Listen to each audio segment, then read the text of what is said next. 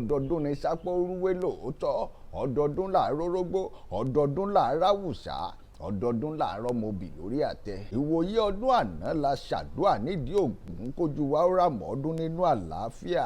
àìkú baálẹ̀ ọrọ̀, ọpẹ́ ṣolódùmarè aláwòrán bí o. ọdún Ògún ọdún ní tún ti kalẹ̀ kà bí èbó fẹnu ọkọ̀ ṣọlẹ̀.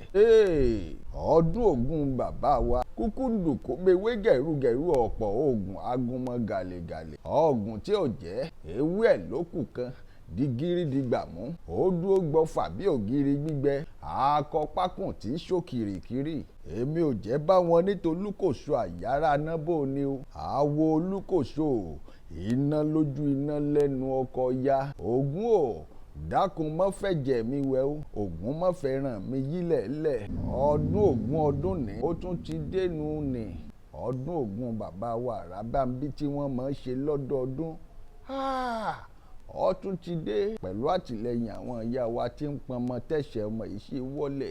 àwọn ìyá wa olómi tútù àtàwọn ìyá wa tó kó ẹkú àtìlẹyìn. gbogbo ẹ̀yin ẹgbẹ́ ìmọ̀lẹ̀ ògbóni tìdí ìrókò ṣàpṣà, gbogbo yín ẹ kú ọdún o, ẹ kú yèdún.